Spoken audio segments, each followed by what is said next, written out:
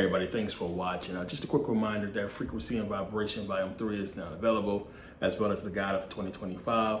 Also, make sure you guys take advantage of the Merkabah catalog sale. And yeah, a lot of people asked about Never Pay Again membership, and I put that sale out for the first 100 people that take advantage of it, because Never Pay Again membership will not be around long. You know, once this new platform is up, which it should be up today or tomorrow, that's going to be in the Never Pay Again membership. So here's a chance to get in real quick for this super low price.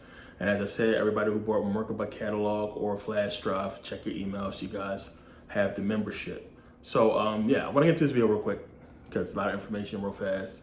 And a lot of people were talking about, you know, I put out this stuff before. So again, it's a lot of new people. But one of the things that's on my list as a must research is everything surrounding the dragons and serpents or what have you.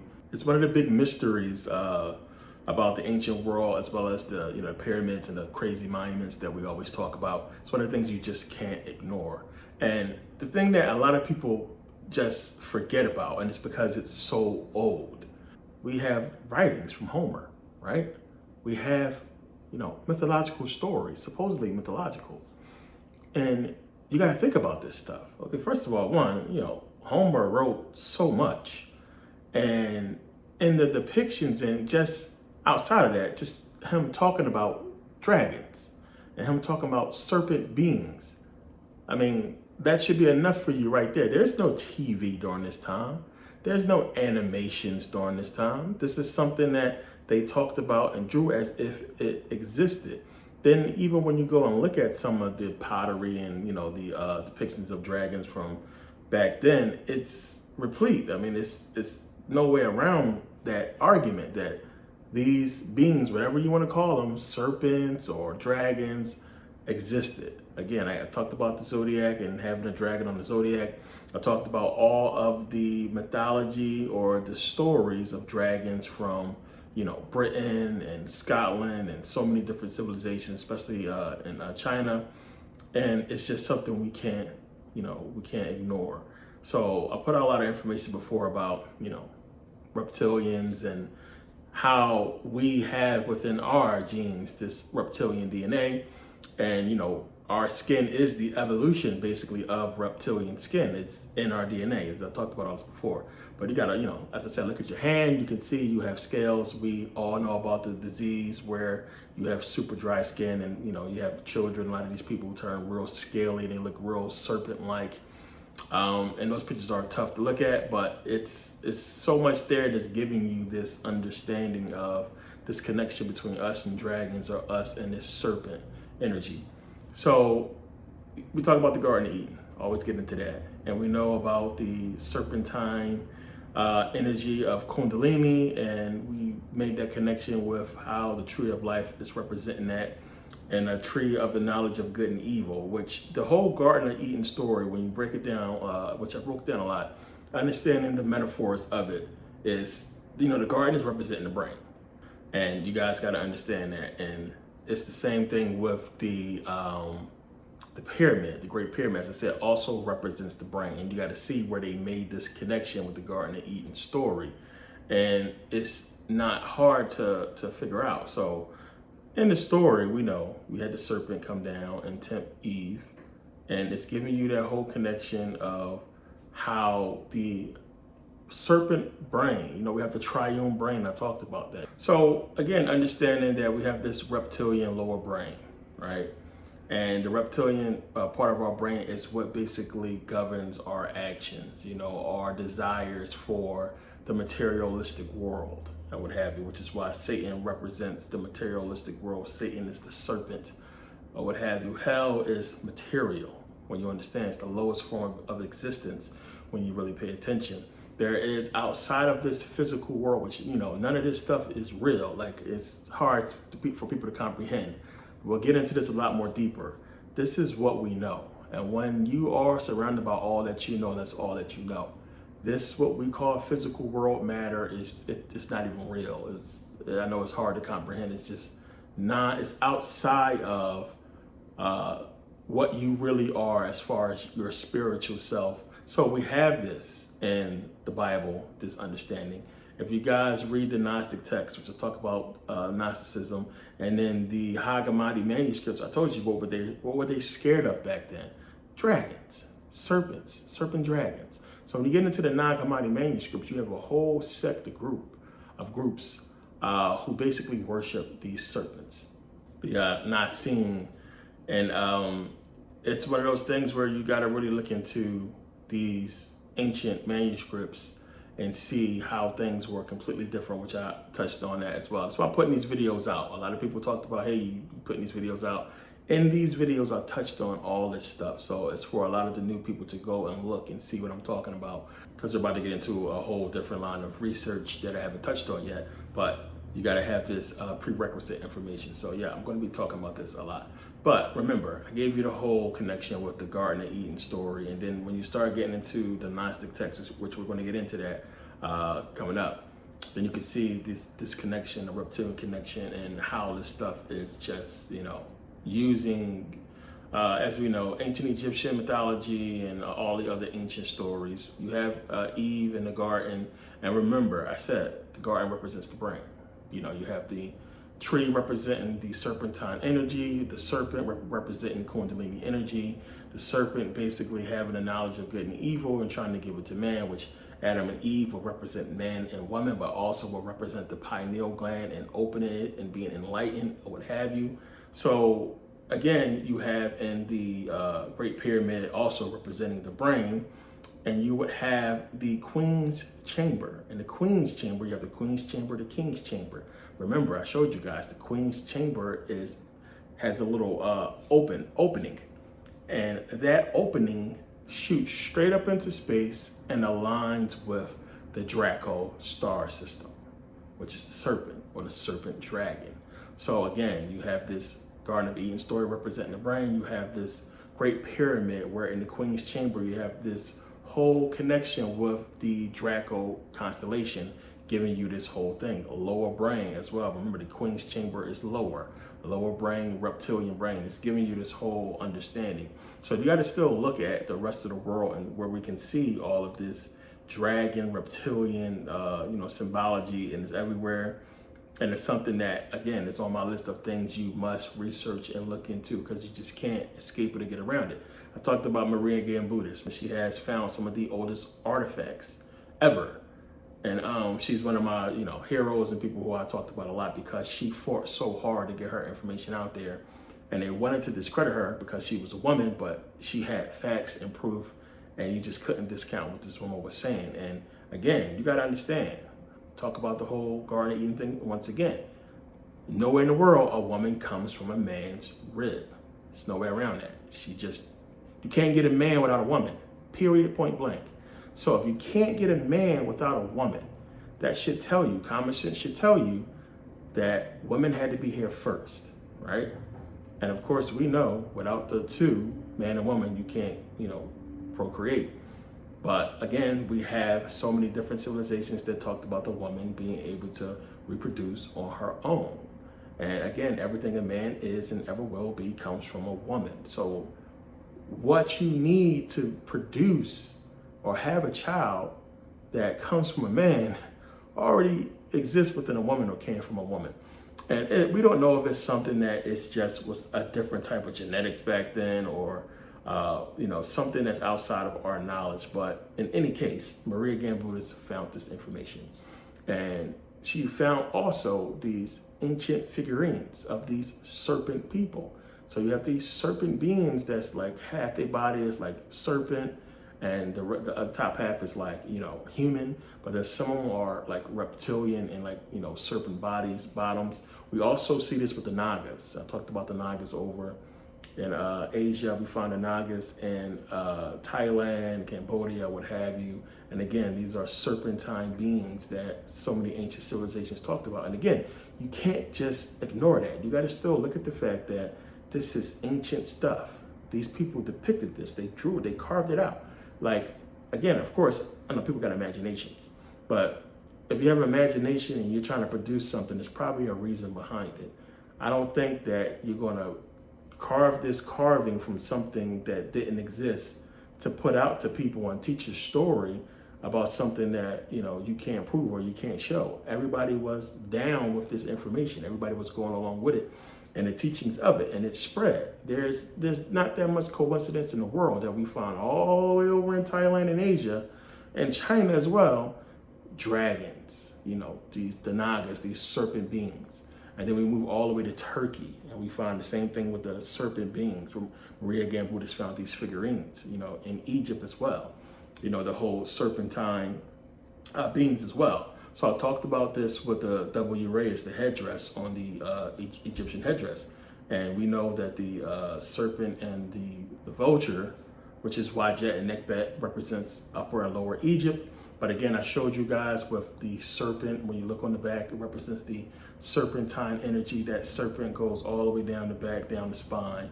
And that's what it's representing, the higher and lower brain. You have the higher and lower brain. We see that with the Wajet and Nekbet, with the bird brain limbic system, which we have basically the same type of system with our brain. And then the lower brain, the reptilian brain, is basically what is giving you this information, where also with the Kundalini energy of the serpent, we see it goes all the way back down to the spine. This is what it's alluding to when we get into all that. It's a lot more information on serpents and ancient Egypt, which we'll get into eventually, because there was a lot there. I touched on it a little bit before. So it's not something that that's far-fetched as far as dragons. Like, a lot of people got on me when I was talking about, you know, the whole Anunnaki thing, but it's like, oh, dude, you talking about dragons. Dragons is provable. You know, they call them dinosaurs now, but, you know, we can find those bodies. Those are proven. This whole thing with the Anunnaki, again, I mean, people gotta let it go. It's bullshit. I'm sorry. The reptilian thing is just way more information into that, way more proof. And you're going to see them try to marry the two, and they're already doing that with the reptilian stuff and this whole Anunnaki thing. But it's one of those things where you can't get around the reptilian thing, because it's just so much. And with the Gnostic text, you know, talking about the archons, the archons, the archons and these others, the archontics, the All-Fights, the Sethians, what have you. And the archons are supposed to be in charge of, they basically prevent the soul from leaving this physical world, you know, according to the Gnostic text. And there's something to think about, that serpentine energy. All that stuff goes with this information, and it's all mixed up in that text, the Nag Hammadi manuscript text. But again, it's something that you can't ignore, and you got to look into it. And when you read the Nag Hammadi manuscripts, you get into the Gnostic text. You know, it's just something we can't ignore about these people being basically, you know, harassed by these serpent beings, these serpent dragons. And again, you see these depictions all over. What you don't see is anything with this whole Anunnaki thing. Like, just get off of that. It's just the worst. You know, the more I see it, the more I just laugh at it, because I can't believe people still believe in this stuff. You know, don't be believing in people who are saying they got kidnapped by aliens. Who the hell are you? Like, come on, really? You seen some alien activity and stuff like that. I don't know why people want so desperately to believe this spooky, crazy stuff. And like, I won't touch on the subject unless I can really, you know, back it up by something. You know, a lot of this stuff with the Anunnaki, it's just so easy to disprove. Just knowing who Stitching was, one. And then the fact that everybody's trying to put all this religious stuff mixed in with it that wasn't there before. And it's just giving you, anybody that's trying to promote the Bible as being real, Jesus being real or anything like that, it's a fucking liar, man. Y'all need to just really understand that and stop following these people and giving these people so much time. It's just, don't get me wrong, it's good to know the information, because then you know how to break it apart once you know the bullshit they're talking about. But as far as the people believing in it and, you know, sending me, you know, videos and messages about, you know, the shit people talking about, I'm not wasting my time with that garbage, because I already know what these people are trying to do. Again, the whole thing with the dragons this is real shit. This is stuff you can really look up, and it's just too many civilizations that talked about the same thing. You're not going to find that with the Anunnaki. You're not going to find multiple civilizations that's going to give you figurines and proof or what have you of this stuff happening. So even when you get into the Assyrian text and you understand what they talked about, you know, the Sumerians and what have you, yeah, those depictions and everything like that fits with everything else reptilian. So they're showing you in those depictions the pineal gland, which anything reptilian will represent that Kundalini energy and activating that pineal gland, that third eye. So when you get into the Gnostic text again, when they're talking about the worship of these serpents or these serpent beings, remember, the serpents were considered immortals. That serpent energy was considered, immortal, which if that's the serpentine energy of the soul, which the soul is immortal, is giving you that connection. So a lot of this stuff that we look at is just so easy to go and research and find more tangible stuff to back it up. So as I talked about before, everything changed once Kemet fell. The old ways had to be done away with, and they actually went out and executed this plan. It's not a coincidence that we see this execution being done by Rome and Britain.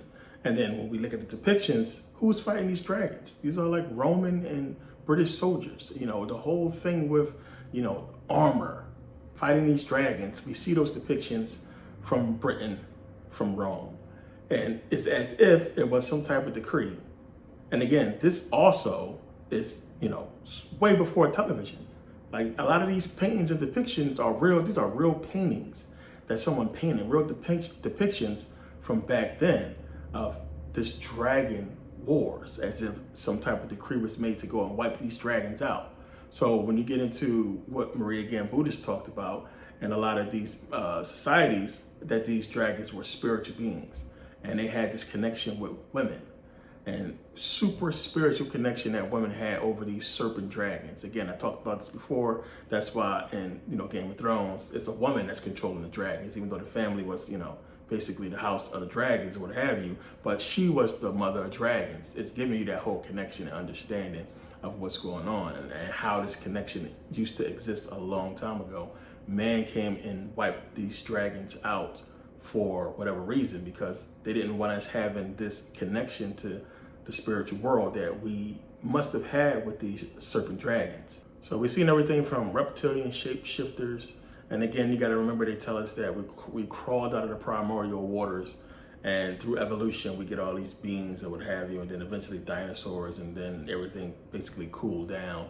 So within our genetics somewhere, we have this dinosaur or dragon DNA, and that's something that's proven as far as us having reptilian DNA. We can prove that. So it's one of the ways that they're going to say, this is why we have this reptilian connection, the reptilian lower brain. And I got into the whole missing link and trying to understand what fits there, as far as the evolution scale, where we have a missing link that we share a common ancestors with these apes or what have you. So these primates. So that connection, a lot of people will say, hey, it's the reptilian connection or a reptilian alien connection. And again, it's no way around something tampering with our genetics and creating us. When you really dig deep, it's no way around that. So something created us, whether it was these reptilian beings, who knows? In the Gnostic text, that's basically what it's getting into, us being trapped in this flesh or what have you. And you get into, so I showed you guys the eye gold. You see a serpent wrapped around an egg. We find that in Gnosticism as well. And it's so much symbolism around reptilians, snakes, or what have you in our creation. There's so much symbolism around, the serpentine energy and, the serpents, the snakes. The Garden of Eden gives you the serpent, as I talked about before. God curses the serpent on its belly. And what snake do you know of that's not already on its belly? So that's giving you the serpent dragon, which has arms and legs or what have you. And you find that in the Garden of Hesperides, as I talked about, where you have the serpent dragon and the apples of immortality. It's just so much wrapped up in it. And the thing that keeps me coming back is you just can't get around the fact that, one, we find this in the non-commodity manuscripts, the serpent worship and what have you, but the fact that so many ancient historians, and especially with Homer, and writing, these, the Theogonies, the Odyssey, the Iliad, or what have you, all these, mythologies, that he's talking about dragons, and dragons is so much mentioned in his work as if it was a big deal with these dragons. So Satan being called the dragon, representing the lower brain, having to do with, your want and desire for material, as I talked about, is, again, it's a part of you. It's the yin yang, the good and evil, the light and the darkness. So him being the representation of darkness is representing your want and desire for materialistic things, your evil part, because the evil stuff that people do is in this materialistic world, which he represents. So that's all that is. flying or what have you, and going heaven, wings and all that. Bird brain, limbic system, bird brain, wings, put it together. That's why angels have wings, because that's what they're talking about. Higher brain, higher level, God. And the thing is, you got to combine the two to get the power. It's something we strive to do every time we go to sleep, when you really understand. And your subconscious cuts you off from that. And so when we really look, we find these connections. And that's what I wanted to touch on. Got a lot of questions from people about that topic and making those connections. I have a lot of videos, a lot of information on that. And that's why I'm putting these videos out, to touch more on these subjects, because it's a lot of information. And I know it's a lot of new people, a lot of people just getting into this stuff. It's a lot to take in. And you guys have no idea. It's a rabbit hole, it's a journey, really get into all this. And for the beginner, it's spooky running into this stuff. As I said, when I first started out, kept running into this stuff. Running into satanic worship and Satan and dragons and what have you. And it's a lot, it's a lot you're gonna run into. So I try to make these videos to make it easier for people that's out here really looking for the truth. I mean, YouTube is a tough place. There's a lot of disinformation out there. There's a lot of people that's agents and on here for bullshit. So it's tough for you to choose what to believe and what not to believe. So again, I invite you guys to do your own research. And most people who tell you that say that because they know goddamn well you're not. You're gonna be on YouTube, you ain't got time to read books or what have you. But I've been saying this shit for decades now. So again, do your own research. When you do your research, the dots you connect will line up with what I'm saying. I'm just telling you like that. You're not gonna find, it's a person can come on here and tell you they got visited by aliens. There's no way you can prove that bullshit. It's just like when we first got biblical texts from people. You come to somebody with a book or a manuscript or what have you, and you say, hey, the Lord gave me this message, I wrote this book. There's no way you can believe that shit. How can you prove that? It's no proof. Then the shit that you put in the book that you're saying is supposed to happen and be true, I can't find no proof of that. Then this whole, blessings of what we're supposed to get as far as repenting and praising God or Jesus or what have you, we're not seeing, the power of prayer. We're not seeing it. People pray for something, they get it 5 years later, oh, Jesus gave it to me. I mean, it's bullshit. The common smart person will understand this is not right. This is a story. It's what it is, it's a story. So yeah, when I give you guys these stories, I try to give you as much information as possible. So, and I try to show you guys books and stuff where you can go to try to, make up your own mind on this whole thing. But it's a lot to take in. It's a lot of information. So hopefully you guys are doing your due diligence and looking into this stuff. But yeah, I wanted to touch on this real quick because again, I know how, spooky it is to get into this whole dragon thing. And, I talk about it, but I don't want people to jump off because it sounds spooky. There's a lot of validity to it. It's a lot of stuff you just can't ignore. So the more we dig into this, or you'll see in the videos that I put out already, but the more we get into it coming up, you'll see how, truthful a lot of this information is. But yeah. Thank you guys for supporting everybody who grabbed the sales. Definitely never pay a game membership. Get on that. It's going to be gone. Make sure you guys take advantage of the Merkabah catalog or what have you. And everything is going out. Books is the only thing that's being held up, but we're going to get on that and get it out. A lot of people waiting for flash drives. We're getting those out. A lot of back orders. We're getting them out. They're going to go out. And yeah, so I appreciate patience on that. And I appreciate everybody who's been supporting. And I talked about in a previous video. Thanks to everybody for the support and the messages, the words of encouragement or what have you. As I said, it's a lot going on. It's a lot I've been through. But the reason why I'm back on here is because I'm at a point where I can see, everything's going to be okay. So, got to take care of your family. Got to do a lot. And make sure mental state, that's the biggest part. It's cool. I went through a lot. I have no idea. I'll talk about it eventually. But it was a lot real crazy, stressful shit that really had me at the end. And I didn't know what I was going to do. So luckily, there's some good people out there. And I appreciate everybody who been supportive. But yeah, I'm good now. Everything is good. I'll get back everything I'm supposed to get back. And it'll be straight. What I can't do is stop putting out this information because it's just too much. And it's a lot of people who depend on the information to connect dots. And I appreciate you guys, coming here to this channel to do so. But yeah, thanks for supporting. See you guys next video.